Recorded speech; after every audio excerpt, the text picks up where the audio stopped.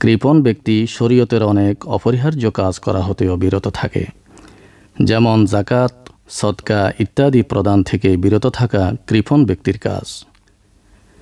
এ ধরনের লোক শুধু ধর্মীয় দিক থেকেই নয়, বরং সামাজিক দিক থেকেও ক্ষতির সম্মুখীন হয়। কেননা সমাজের সকলেই তাকে ঘৃণার চোখে দেখে এবং কেউ তার সঙ্গে সম্পর্ক রাখতে চায় না।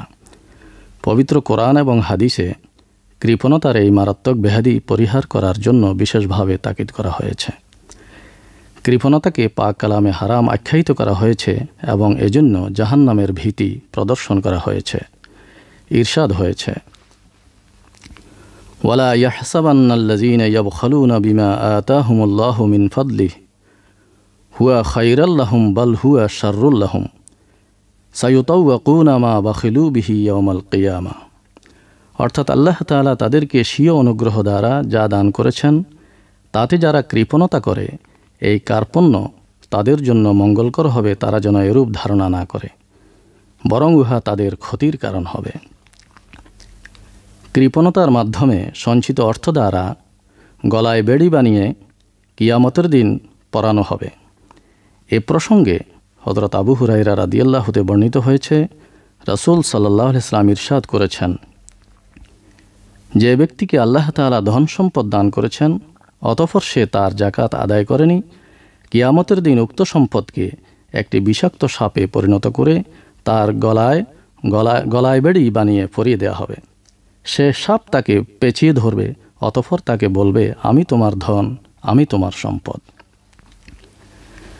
যারা ধন সম্পদ জমা করে অথচ তার যাকাত দেয় না, তাদের পরিণতি সম্পর্কে কালামে পাকে ইরশাদ হয়েছে, ইয়াউমা ইউহমা আলাইহা ফি নার জাহান্নামা ফাতুকওয়া বিহা জিবাহুহুম ওয়া জুনুবুহুম ওয়া যুহুরুহুম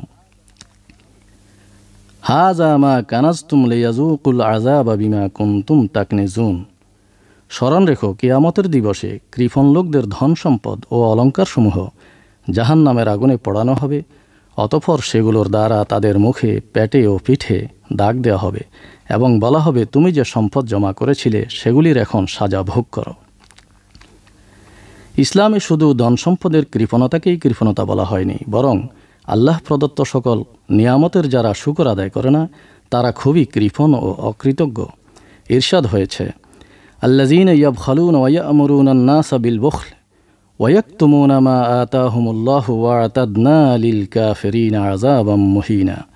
অর্থাৎ যারা কৃপণতা করে এবং অপরকেও কৃপণতার শিক্ষা দেয় আর গোপন করে ওইসব বিষয় যা আল্লাহ তাদেরকে দান করেছেন, বস্তুত কাফিরদের জন্য কঠিন আযাব তৈরি করে রেখেছি। হযরত আবু হুরায়রা রাদিয়াল্লাহু তে বর্ণিত হয়েছে, রাসূল সাল্লাল্লাহু আলাইহি ওয়াসাল্লাম ইরশাদ করেছেন, প্রতিদিন ভোরবেলা দুজন ফেরেশতা অবতরণ করেন। তাদের একজন বলেন, হে আল্লাহ, সৎপথে ব্যয়কারীকে এর প্রতিদান দান করো আর কৃপণকে ধন সম্পদের দিক দিয়ে ধ্বংসের সম্মুখীন করে দাও। বুখারী ও মুসলিম। রাসূল সাল্লাল্লাহু আলাইহি ওয়াসাল্লাম আরও ইরশাদ করেছেন, দানশীল ব্যক্তি আল্লাহর নিকটবর্তী, জান্নাতের নিকটবর্তী এবং মানুষের নিকট পছন্দনীয় ও জাহান্নামের থেকে দূরে। পক্ষান্তরে কৃপণ ব্যক্তি আল্লাহ থেকেও দূরে, জান্নাত থেকেও দূরে, মানুষের নিকট ঘৃণিত এবং জাহান্নামের নিকটবর্তী। তিরমিজি।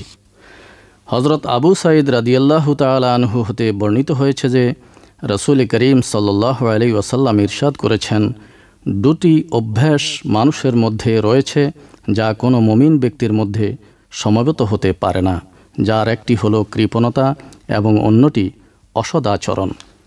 আরও একটি হাদিসে আছে, লা ইয়াদখুলুল জান্নাতা খাব্বুন ওয়ালা বাখিলুন ওয়ালা মান্নান।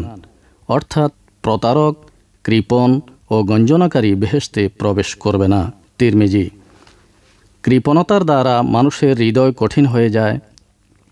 কৃপণ ব্যক্তির সম্পদ নিজেও ভোগ করতে পারে না এবং অন্যরাও তা থেকে বঞ্চিত হয়।